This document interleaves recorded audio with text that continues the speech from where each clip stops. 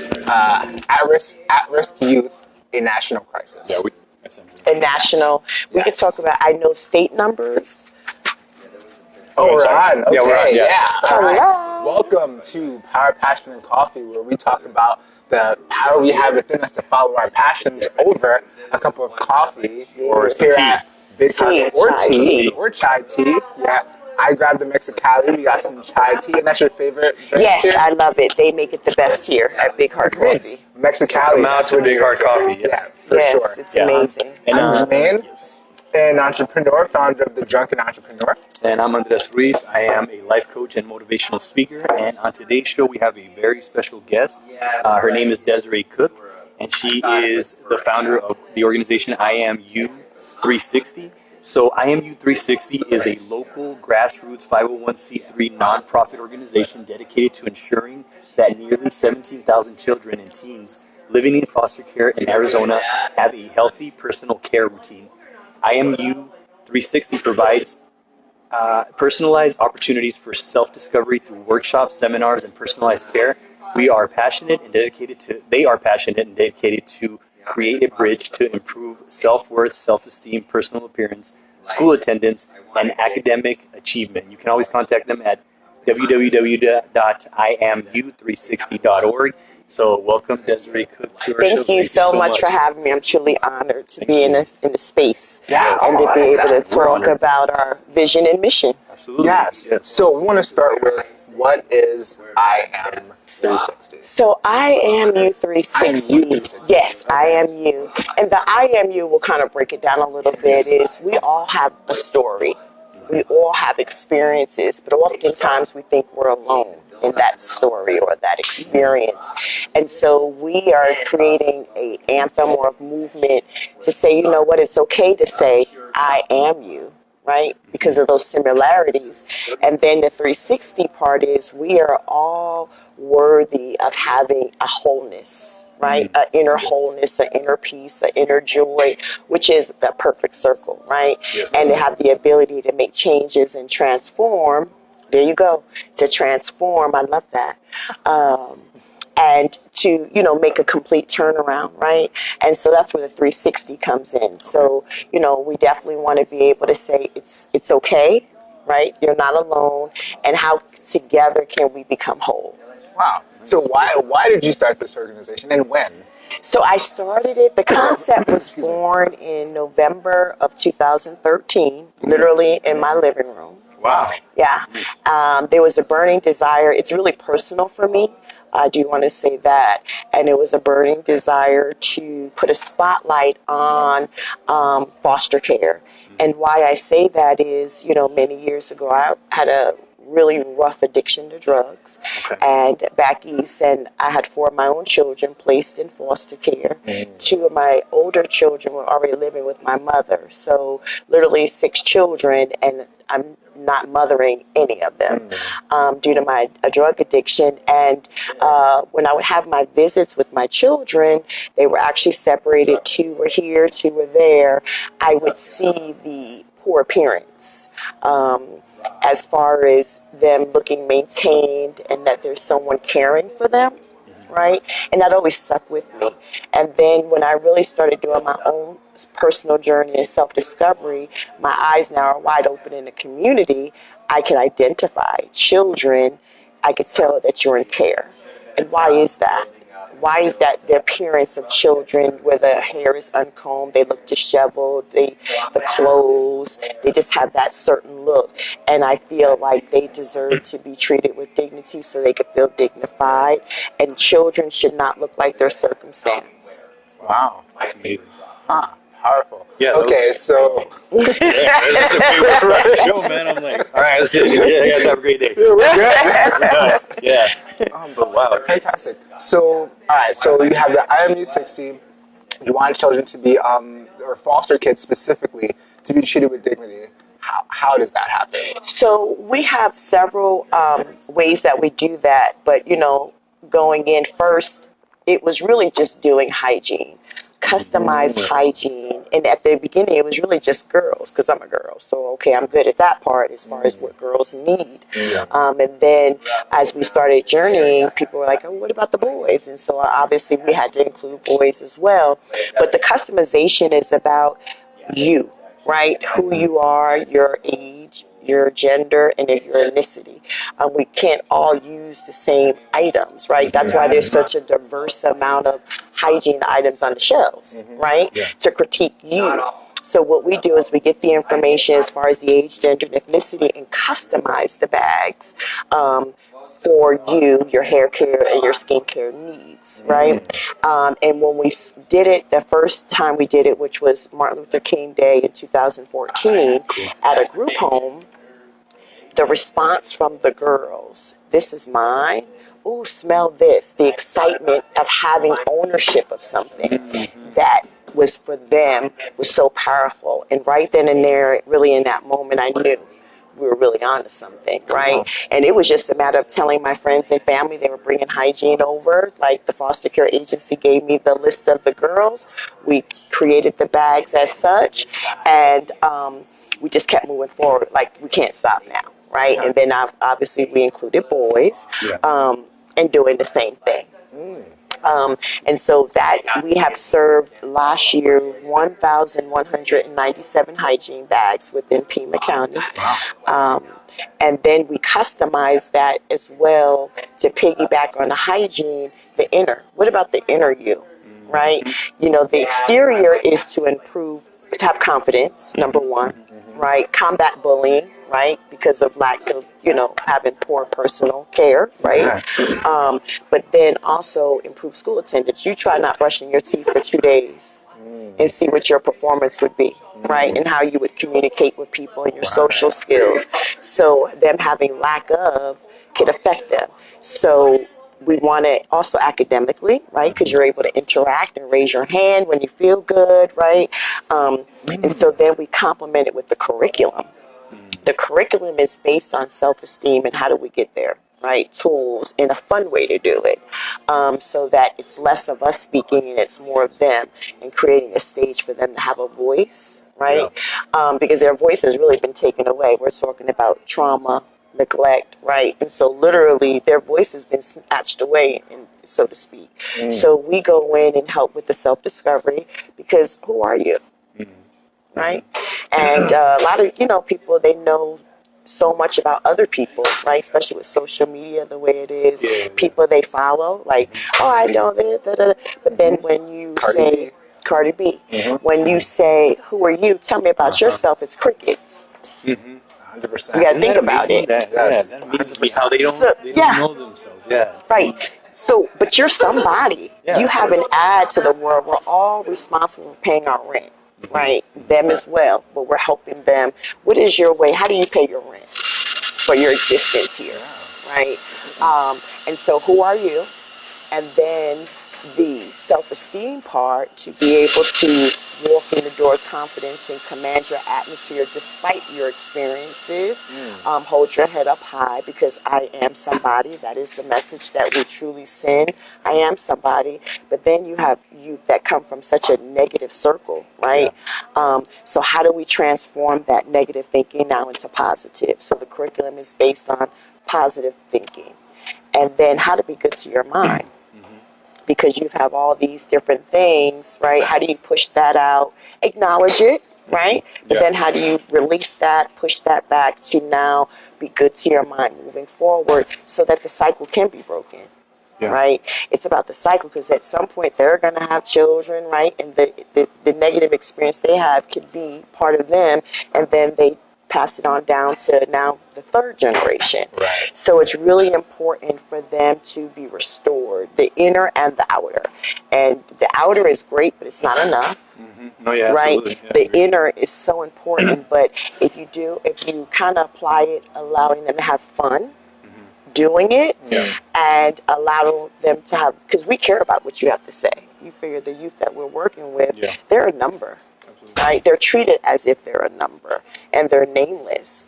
No, they are a human being, and they have the right to be served as kings and queens, so to speak. And that's the message that we want to send to them.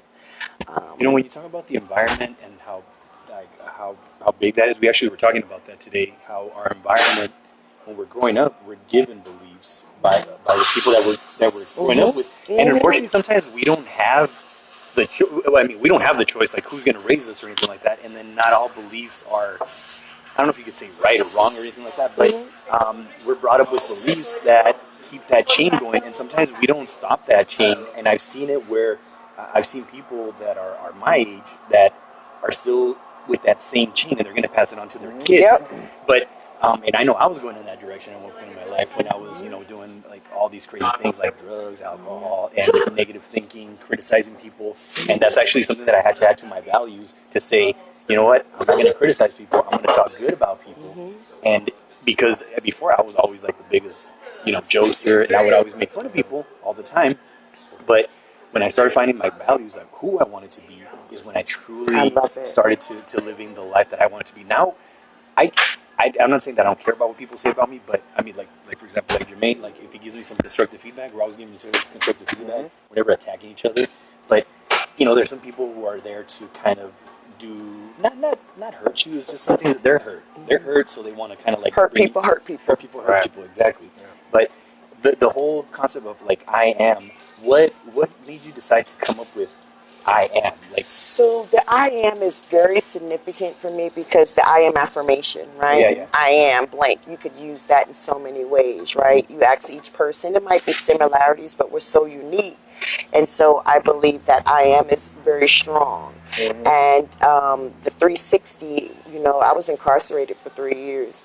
And the 360 was personal for me because I always said my life and my soul would never be whole unless I got my children back. And I was successful in doing that. So that 360 was always in my world anyway. So I made it very as personal as I could with the I am, because that helped me with my own transformation and my healing, right? I had to heal from the pain that I experienced, right? I saw my father die at a very young age at 17. And that started my trauma, right? I was the only child, and my dad he was a king. He was an amazing father. So I didn't have, the negative type parenting, right? I was really blessed in that area, great mom and dad. So a part of me was lost, and my negative behavior started. Right. And so once I came back to life, so to speak, after many, many years later, I always tell people I didn't grow up until I was really 35. And at the age of 35, I really started using those, maybe a little before, the I am affirmations, right? Because of that dark life I chose because of my brokenness, right? My trauma, I didn't feel worthy. My self-esteem was super low. So I allowed people to treat me, and I treated people like you were saying, right? But that's all a wall, right? That's a mask, right? Being ugly to people, right? Because, let me protect me and get somebody else before they get me type thing, verbally, being real, and I had to really remove that mask and talk to myself in the mirror. Positive self-talk was very, very important for me. And use the I am affirmation. So I could do nothing but honor that I am for me, right? And create the nonprofit after that, as well as the 360, right? Because I was able to get my children back. So I get it, and my soul did become whole. But work was, I'm still working on it. I'm 52 years old, right? It never ends. Yeah, so I'm constantly doing that soul searching, and still I am affirmations to this very day. So I could be better to continue the work that I do. So it's all connected. And I share my story. I'm very open, and that was another thing, to own my truth, right? And then speak my truth. You have a lot of people that are successful in life, and they've had some things happen again, thinking they're alone. But it is about peeling back those layers. I call it PBL. Peel back the layers, right? And get all that stuff, like the onion, all those layers, and get to the core of who you are, right?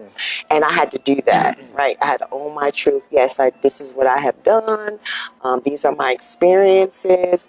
And now let me speak life to others, right? Because I've had that. Isn't that so hard, like to go through that process? It's really, but it's amazing who you become, but it's just so hard just when you do that. It's like a big struggle just trying to find yourself, because I know how you feel. Like you're talking about how you were this person that you, and now people sometimes when they see the new person, they're kind of like, You were never like that. yeah, exactly.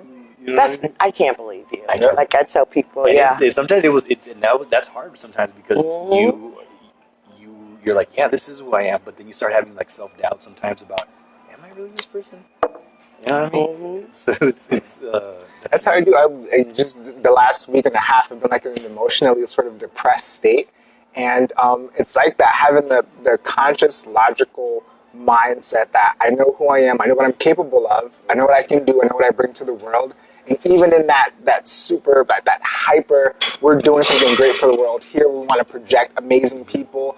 We're at episode 40 now, which is fantastic. yeah, Right? man. Celebrate. Yeah, That's it's awesome. fantastic. This is great. We're Right, yeah. so happy. Life coach, he's doing his thing. We're trying to help the youth. I have my networking concept where I'm constantly connecting people, and I love doing that. Even though every single day we bring value to the world, there's still that bit of, but am I going the right direction? Is this what I'm supposed to be doing? And I realized just yesterday that when you're creating something new, because what you're creating doesn't exist. Like, you created it, and now you're moving forward based on your past. And when you're constantly at the edge of your reality, where you're creating every next step, it's so difficult because you're the only one who can possibly see what the next step is. You're the only one who creates what that next step is. And sometimes that's where that doubt is. There's no one there to tell you what to do. There's no one to say, this is what you should name your organization. This is who you should talk to. This is how you should talk to them. It's always just, all right, I'm taking another step forward. Is this the right? Okay, cool, I hit the ground. All right, I'm taking another step forward. Oh, I hit the ground. And so that's where that in between steps is where that doubt comes in. So it's all about, all right, I know who I am. I know the value I bring to the world. I know that I can look back at my, my last few years. We can look back at 40 episodes and say, you know what, we're not going to stop the podcast because obviously we're doing something that makes sense. Yes. And it's like, are we moving on? But we've had Should those. we? Yeah. We had those moments where We're like, you know I don't what? know. I've had my doubts where I'm like, should we just stop this podcast? Yeah. Honestly, Trust me, I know. I think the second episode is when we're about to give up. We're like, because we're like, we're on the second episode, so it's no big deal. But then we just kept moving forward. But in between, there had been some moments that I had some thoughts of like, should we stop? And he had some thoughts, and we talked about it. Yeah. We talked about it, and we're like, wow. So we were kind of having the same thoughts. And, but when we talked about it, we're like, okay, so we both have that same thought. Of, maybe I might. We might have to like stop this or something. Yeah. Like that. And he's yeah, like, I why? get The it. question was, why? Why would you stop? And it's like, oh, well, I think this. He's like, well, I think this. And after talking and bringing it out in the open and having that conversation, it was enough to say, well, there's literally no reason to actually stop, because this is what the benefit is. legitimate. Just for us being able to have this conversation, like I'm benefiting from it. constantly learning and Learning, growing, yeah. and like, Absolutely. oh my God, that's so interesting. And man, I think about myself in that way. Like I just went in that little rant because of what you said, and I'm like, yeah, man. Yeah, that's But I to get it. hear like stories like yours, like right now, this shit, like this is real, man. Like when you were talking, I was like, wow, Yeah. that was Yeah.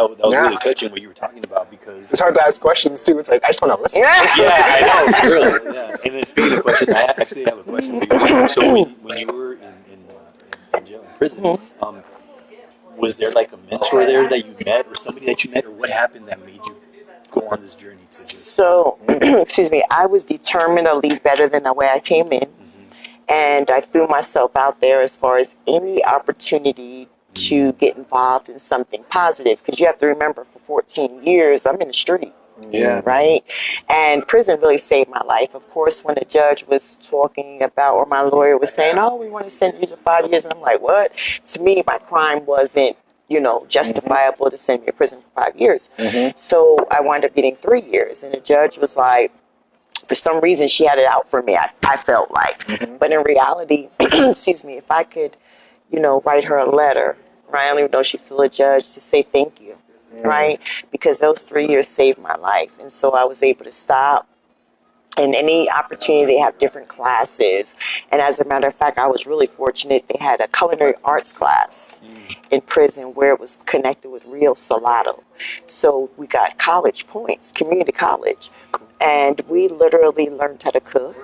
Right, all the everything was book work first, right? The different learning the different foods and sanitation, and then we were to take all that and put it to work, and then we started cooking breakfast and things for the officers, right? So that gave me a sense of, I am doing something finally positive for the good to see someone enjoy rather than bringing hurt and pain like I did my children, right? My children and my mom. I'm the only child. And here my mom, when she wound up getting my kids because my kids were going to be adopted because they were like, well, the mom is not doing what she's supposed to do. So mom was like, well, there's no way. So I'm the only child. She goes from one child she raised to now 6 of my children, right? Raising. And so, there was a lot of hurt there. And so I said, okay, if I could start making this a lifestyle, bringing a smile to people's faces, even though I don't know, imagine how much more I could do for my own children, right? And my own mom, right? And, excuse me. And it was just, just moving forward.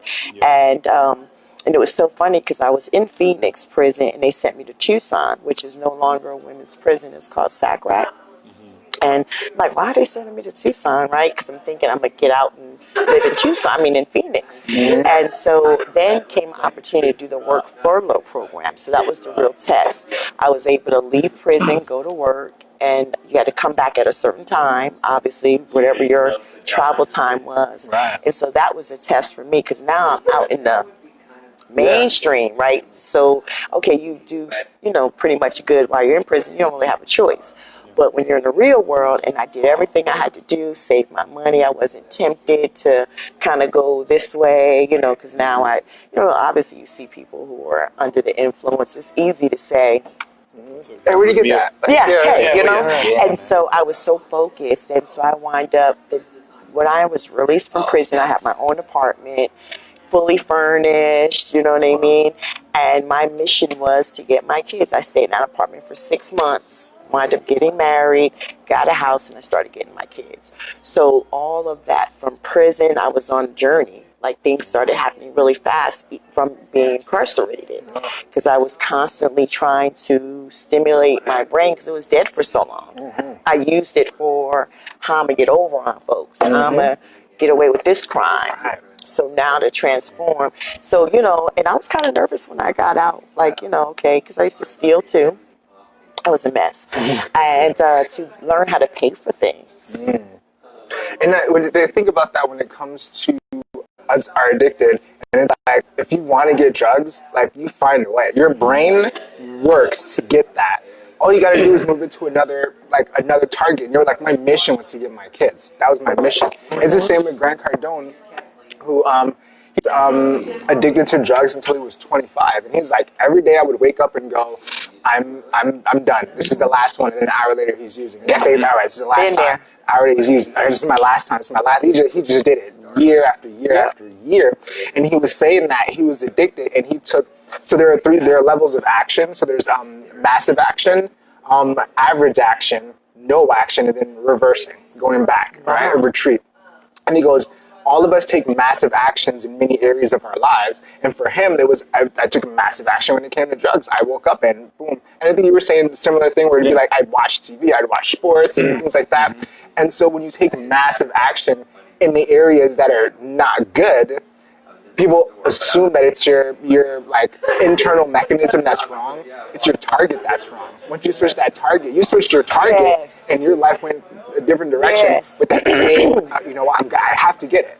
I have to get my kids back. I have to do this, And so it's. I think about that myself too, because I lived a very blessed life. Both of my sides of my family were very comforting, and I was like blessed on both sides. And it was like, you can do anything, blah blah. That was not blah blah blah. I appreciate my family, and even teachers. I lived a very different life. So I have to motivate myself to go out and do good because my life is so easy. I didn't have like anything to climb out. To climb out of. So it's understanding that if I want to take massive action, it's not about, because if you want to watch Netflix series, do that for hours. Netflix series for 12 hours. And I was like, if I read books, if I learn, then that's what's going to feed me. So for me, I loved learning, I loved reading, I loved absorbing new information, I love research, I love finding things out, which is why I love this podcast, because we're learning about human beings. That's something that only the human being can, only you can tell us your story. Right, yep. So we're learning this. It's fantastic. So that's how I take massive action, and that's all it is, switching the target. You switch your target, boom, your same way of being stays. And I wanted to piggyback off what you were saying about having an amazing, childhood growing up, right? I traveled the world with my mom. She exposed me to operas, museums, fine dining, horseback riding, all these things. But it's amazing how your life can change like that, right? Only child, I never heard my parents talk about bills, had a beautiful home, and then with my father dying, right, that trauma, so it can, just like that, your life can go from smooth sailing to now really vulnerable. Yeah. And Would you say that's what the vulnerable? Joker Would you says. say vulnerable? Was there like that vulnerability? Did somebody catch that vulnerability? Like somebody like your environment or something that kind of maybe had you come towards that, like start doing like drugs and all this stuff? Like, well, I think was it? I was feeling a void. Okay. Like my mom, she has asked me plenty of times, do you think it was better that you saw your father die or not, right? Because she often wonders, like, because she knows where it came from, because I wasn't who she raised. I just immediately changed. And I'm looking for love. I'm looking to, it wasn't like, so it had impact. And even though, like I said, that was 30 years ago, but it wasn't until I had to take a counseling class, part of my parole, being released from prison. And a lady asked me, she was my counselor, and she said, I want you to write a letter to your father to release. Tell him all the things that you want to tell him. And that was, I'll never forget, it was July of 2002. Mind you, I got out in April of 2002. Wrote this letter in July. I have it in my Bible right now. That freed me, right? Because now I was able to finally tell my dad all these things. Someone passes, they give you these things like to-do lists. I want you to do this, carry on the family name, or do this. My father was in so much pain, he never gave me anything to hold on to, right? So I expressed all these things to him in a letter, and I never used drugs. Again, that was my free, was the letter, write the letter to, the person who maybe hurt you or whatever. It's so freeing. I wrote it to my father because I wanted to own my truth. Daddy, if you only knew the things I did, you would be rolling over in your grave, right? These different things. And so that helped me. So you'd be amazed at, different things that you experience that really, really can turn your life around and now not only make you whole, but then have an impact on people's lives. You know what I mean? Like, you've come from one side of the tracks, but yet your desire is to learn, grow, and impact. You have your experiences, but your desires. So, you know what I mean? It's amazing how we all have three different paths, so to speak, but now we're planting seeds.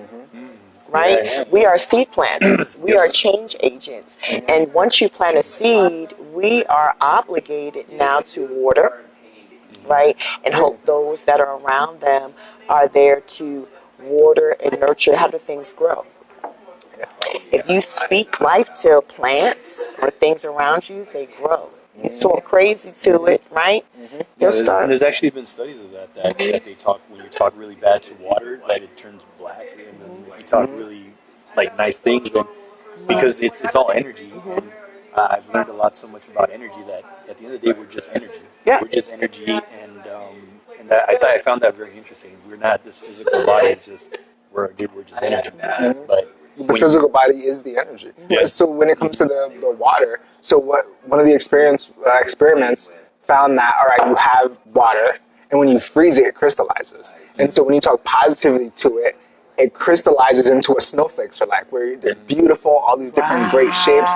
But when you talk negatively to it and crystallize it, it's just like a clump of ice, So seeing that how the actual water, and we're 70% water, what we're doing is we're affecting the way that the molecules interact with each other, the way that they organize, the way that the water actually organizes. I'm sitting here like... Yes. Yeah. So when you say things like, so true. I was on.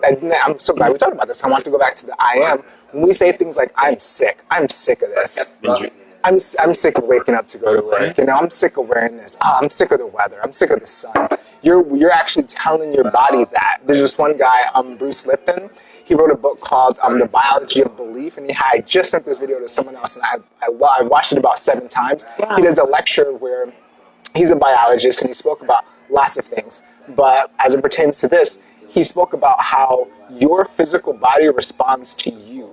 And so we say things like, the reason I say get this disease is because of, it doesn't matter why you say it, your body recognizes that you're thinking about and you're putting out the vibration, the energy of having the disease, therefore you have it. When you say, and of course you don't change your habits. So when it comes to the food that we eat, whether we exercise or not, whether we drink a lot of water or not, all of those actions directly affect us. But when you tell yourself that, oh, no, I'm always going to be this way, I'm always going to think this way, you don't learn. You don't feed your mind because you are sure that you're always going to think that way. So now you're telling your mind and your body not to look for anything that's going to be outside of that realm. When it comes to physical health, when it comes to mental health, when it comes to emotional health, it's all the same. But they're just different levels of energy. So when you're putting out the energy that I'm always going to be this way, I'm never going to change. This is my job. I hate my job, but what else am I going to do? You know, where else am I going to go? And then those people become the people who tell other people, no, man, you got to just get yourself a good job. I don't know, I want to write a book. No, you just got to get yourself a good job. Right. I want to be an actress. No, you got to get yourself a good job. No, you got to, you're here, you got to be here. Because that's where they are in their mind. And we were talking about this just earlier. It's out of love. People are saying, no, don't follow those big dreams because you're going to hurt yourself when you don't reach them, because they would try to follow their dreams and didn't reach them and are hurt. And that's what I said about that. The people that are telling you that is they're instilling their fear into you. And it's because they didn't succeed or anything like that. I remember when I was doing some marketing stuff, selling like products and stuff like for health. And somebody I know that I love, it was telling me, yeah, I tried that, it didn't work, and you're going to waste your money and all, and I believed it. And as soon as I believed it, that was it. I gave up. So in my mind, I said, no, I probably can't do it. And then that's an affirmation too. I can't. I've had relatives and friends that say, I just can't change. That's just the way that I am. And I said, you know what? You're right. Because like Confucius said, he who says he can and he who says he can't are both right. They're both right. Once you tell yourself you can't, that's an affirmation. You just said, I can't do this. I can't change. And we all have those people that they've been saying this so long that their subconscious has already been programmed. There's this guy, Joe Dispenza, that says that people, 90% of what we thought yesterday, we're going to think about the next day. And because and it becomes a habit. A habit is when your body is so conditioned by what your actions and like your talking, your self-talk, it's so conditioned that it's not, your mind's not even working anymore. You wake up, you grab the phone, you look through your stuff, and then you just go to the bathroom, brush your teeth. Yep, robotic. Robotic. Very robotic. But then they say that 10% is the only thing that's different, but the 10% is like, oh, you know what, I'll take the kids to school today. That's about it.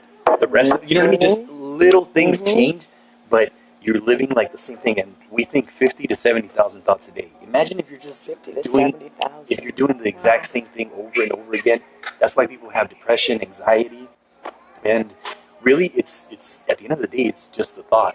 That's what I try to teach them. Remember when I went to go speak to the kids, to the men? That's all right. I told them about the thought, and it was so powerful. I actually had a conversation with one of them. It was pretty personal, so I don't want to talk about it. Right. But it was really personal, and I just looked them in the eyes, and there was just like, I felt like I gave them, like, not to be like, but I felt like I gave him a little bit of hope or something. You know, oh my God, are you kidding me? No, please. Embrace so that. Yeah, it was really cool, a great experience to talk to that young man, because when I saw him, I looked into his eyes, I saw myself. A while ago, you know, I was like, this kid is lost. One of them, I remember I said, you got to love yourself. And he says, how do you do that? How do you love yourself? And I said, man, that's me. That was me. Like, it really gets me emotional, because I'm like, these guys are the guys that I hung out with in the past. Are the way that they act, the way that they talk. I'm like, dude, this is my buddy from like 10 years ago. It's the same thing. Stayed the same. You know, it literally, you're not growing. You're growing because you're getting older, but you're still, you know, back in the 80s or the 90s, so to speak. I'm just using that as an example, but you're really not growing. And I believe that we have to become in touch with ourselves. That's why it's so important to become sensitive to who you are, your being, your flow, because it's so easy, like you were saying, get up, brush your teeth.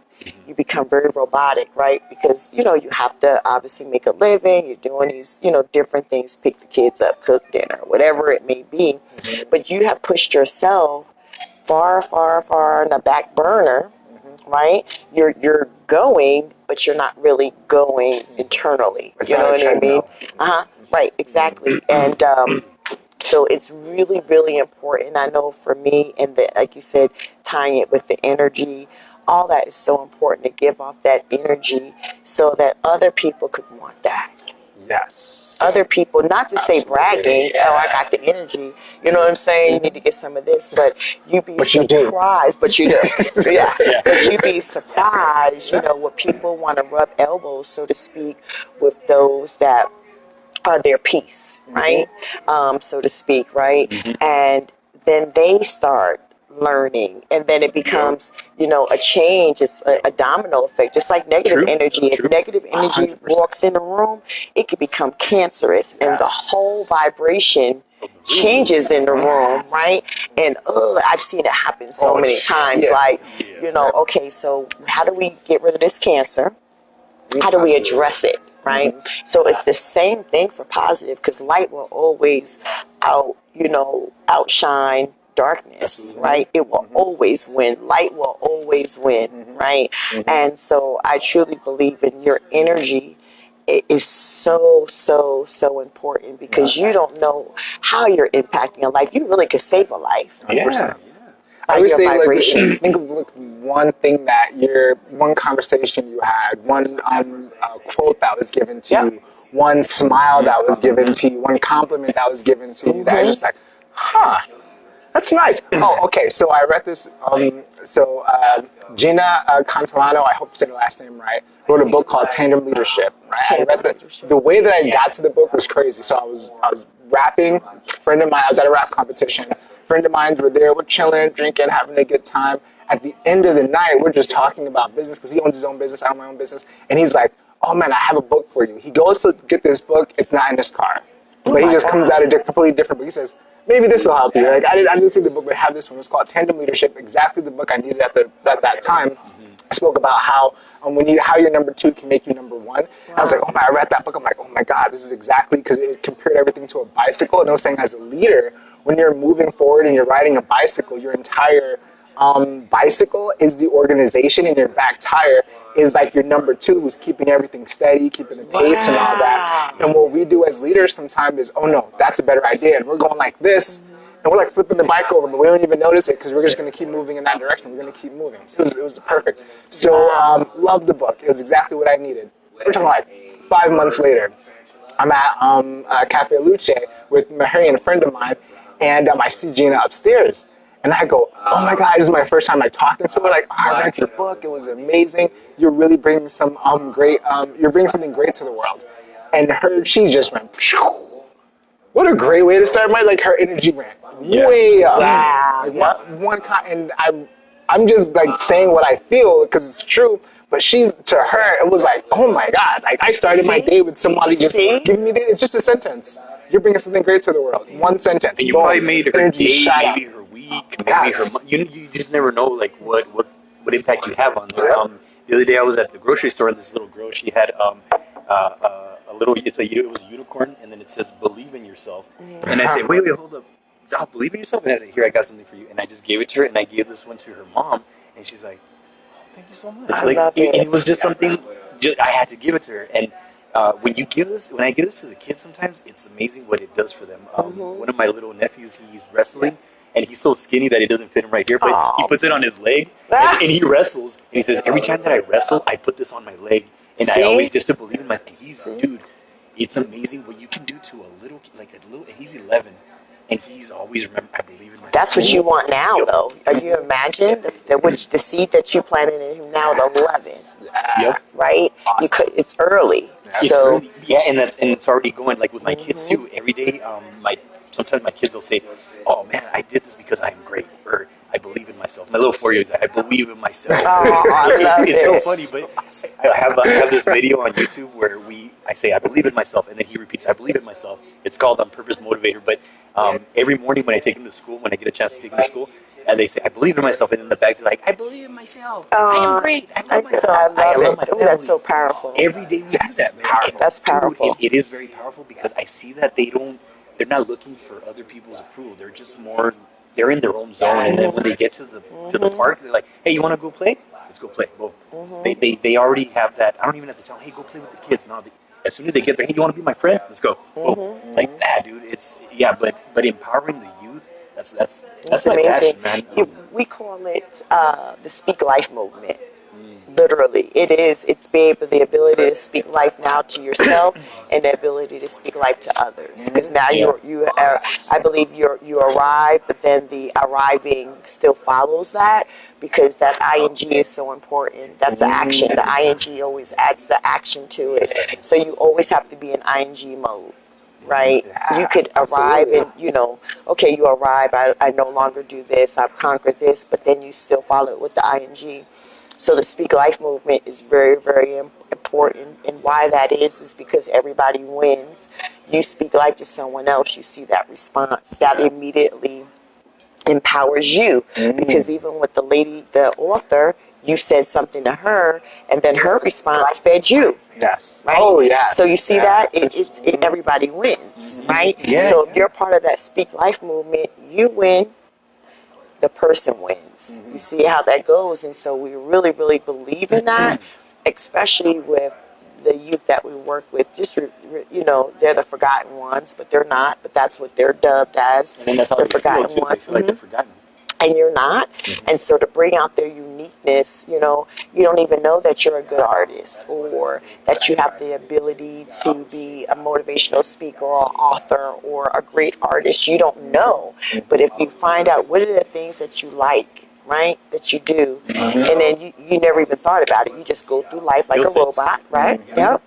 It's like, oh, well, I do like art. Okay, so let's introduce something, around art.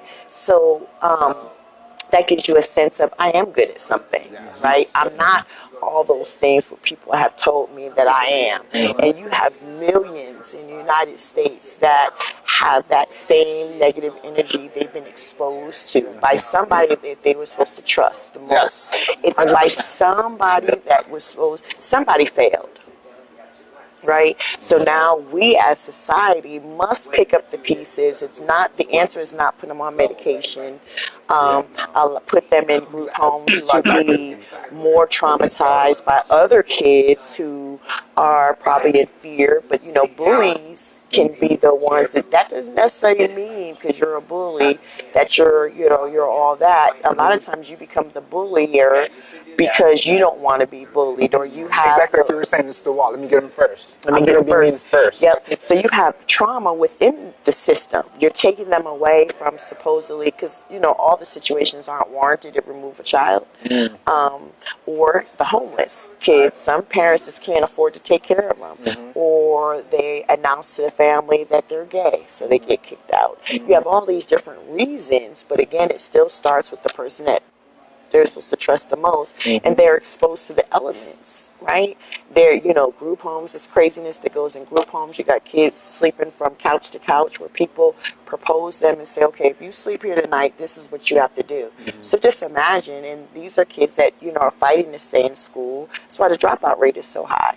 Because then you feel each day, it's like, why? Why try, right? And they return to the streets. The statistics show that the incarceration is high among homeless and foster care. The dropout rate is super high.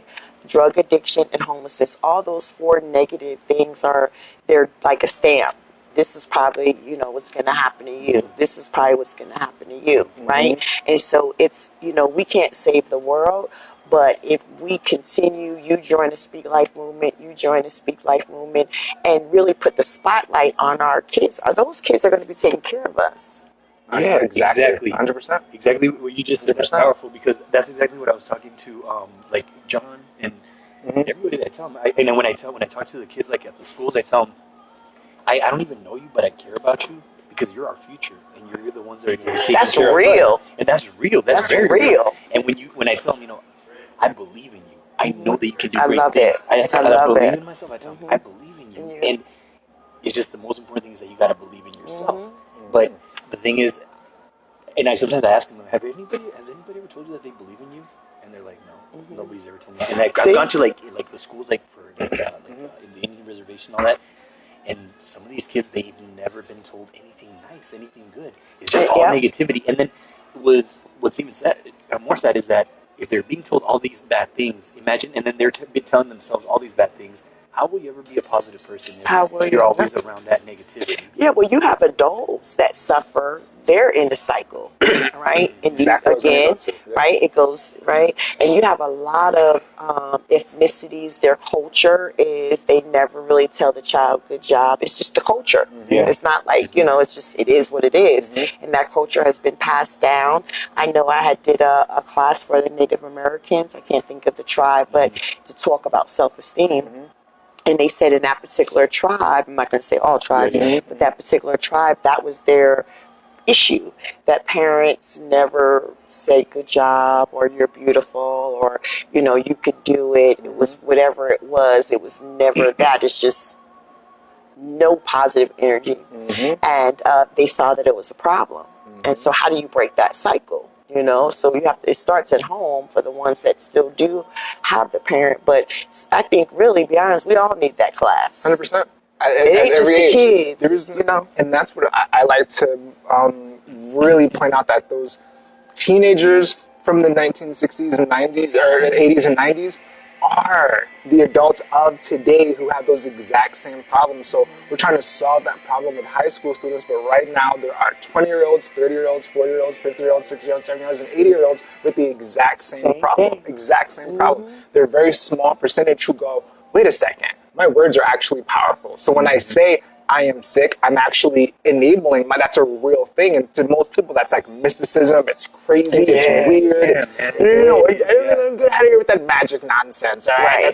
Right. No. This is it's real. It's science. It's biology. It's quantum physics. It's all very, very real. But they don't believe that it's real, so they continue those types of behaviors, and it's so hard to pull people out of it. I think at any age it's difficult. Of course, the longer that you're with something, the harder it is to Absolutely. gotta get through all these rocks, But it's how do we reach everyone in a way, and it's by creating a space to. And this is what me and Marine from last week were talking about, how we, another organization that we're a part of, have to allow space. It's like we can't be angry because of things, because we have to allow space for other people to be angry. We have to sit there and we have to hold that. We have to let it come.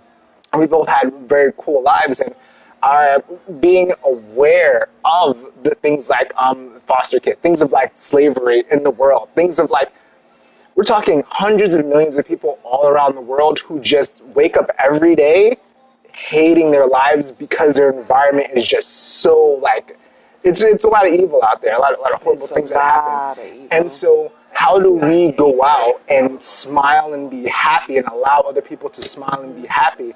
You got to allow that space. And sometimes we as ourselves have to go, all right, I have to care for myself too. Yeah, the inner work. Oh my The inner work, God. man. You have to do the inner work. You can't feed somebody else until you feed yourself first. Yes. So even though I'm old, people say you're always happy, and that's so true. But because I wasn't always happy, please let me smile and be happy. But so I give a lot of energy each day. Yeah. Wherever I'm at, I pour myself really a lot. But I also have to realize I have to save something for myself. Because how can I give you if I don't give myself? And that's so important. People like ourselves and what we do, we're always pouring. But we need that space. In that time, I see, like, I'm so impressed with you guys. I just have to say the research, the names, y'all will drop a name and so said, and I'm like, amazing. So, like, my memory is horrible. I don't know if it was all their drugs, but how you, all these books and things that you do, like, I'm even repeating what you said about 80% of, Americans hate their job. I learned that from you, so I'm saying I learned from, you know what I'm saying? So what I'm saying is, so awesome. I'm so impressed with your brains are sponges. right? Yeah, And how much you retain. Oh, man, and we- I'm in here, y'all talking to me, but I'm over here learning from y'all. and, Like, and we love this stuff. And Oh. but you know what's amazing? Today I was having a conversation at 5:30 in the morning with my buddy Jared. He's an amazing guy, and we were having a Zoom conversation. And he says, "You know, it's so nice, man, to have a conversation with somebody that understands, and that we could just bounce ideas off each other rather than problems off of each other." And that's how I feel with Jermaine. Like when we're talking, we just talk about like creativity and all this stuff. We have I love it. so much high energy. What's your biggest problem? What are you working on? Yeah, what are you This working is on? it. I love Let's fix it. Energy That's is amazing. But then, amazing. you know, but my friend, he says, but there's these people that unfortunately sometimes they have always a problem. They're like, yeah, well, today sucks because it's raining, or today sucks because of this. But he's like, it's so nice to just have a high energy conversation. The whole hour went like that. And with Jermaine, like, too, we have this, like, I mean, look at this conversation. Like, we're pretty much almost going to be Yeah, done. we got when this. And We got 3 minutes when this. we got 3 minutes left. Okay. Yeah. So, No, we got when this rings. We have 3 minutes. Oh, Okay, there we go. yeah, but what I'm saying is that it's amazing how, like, when we are around this high energy, like this, I feel the energy right now. And imagine being around, and we can be around this energy at all times if we want to. Yeah, And so that's you why choose. like 80% of the To people, create it. like Jermaine said, 80% of the people might not be good for you, but that 20%, which is a lot still, And that's who I see. that's what you need. You know, and that's what we have to seek. Of course, help people. Of but, course, but of sometimes course. people they're very they're very programmed. You know, I've had like some clients that are like in their 50s, 60s that it's almost impossible. Not impossible, but because they're not willing to do the work, they're never gonna change because Yeah. they're not willing to do the inner work. like you said. And you're right, because I want just to piggyback off of that. You know, we have free will of choice. So I have the free will of choice of who I invite in my circle, my intimate circle, right? And so I choose people that I can learn and grow and share and celebrate each other, right? But then also be real and tell the truth. I think you should do this, constructive criticism, but it's not really Yes. constructive criticism. It's about really learning how to grow with each other, Yes. right? Yeah. And take it and not, say have your feelings hurt, especially if they're really rooting for you, right? They're not the one that you have a friend that really is like, we cool, but in reality, I want to see you fail. We ain't talking about them type people. That's Right. not. We talking Right. about the real kings or queens, how I address them. And I have some of those sister queens in my circle, family members, mentors, right? Yep. That will, tap me on my shoulder and be like, you should probably do this. There's some things that we're working out with IME 360. If I didn't have that mentor, we would never be able to get some things worked out for infrastructure. Like infrastructure was a big problem for us. The work, no problem. We do the work, the service. I believe in hashtag sleeves up, right? Sleeves up, man. Put your sleeves up, right? And Get in it. but the infrastructure was missing, right? And if I didn't have somebody in my life to say, in order for you to really grow, right, and be where you need to be for the work that you do, there's some things that has to be done, right? And it's like, that's not my gift, right? We all have gifts, right? So I have to learn now. I'm the founder, so I obviously have to be able to learn so I can share what I learned with the board or That is Delegate. awesome. Delegate That too. is so awesome.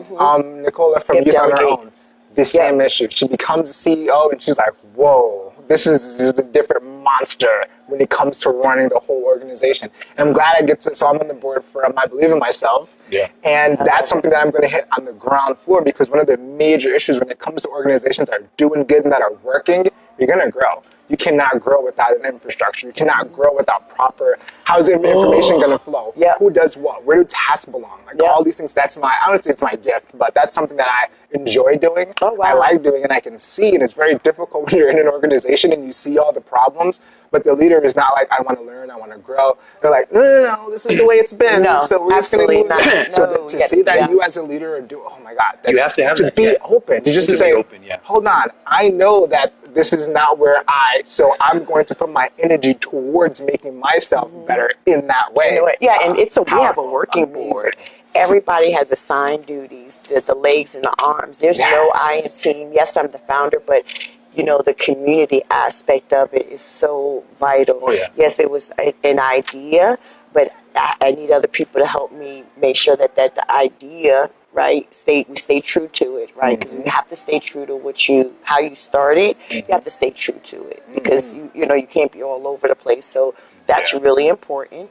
And the board is so dedicated to, and they believe it, they walk it, they talk about it in the community. They have their own careers and their own thing, but they're so proud to be connected. This is what we do. So I'm very blessed and very grateful in that area. And of course, we want to grow and have even selected more few board members as referral, of course.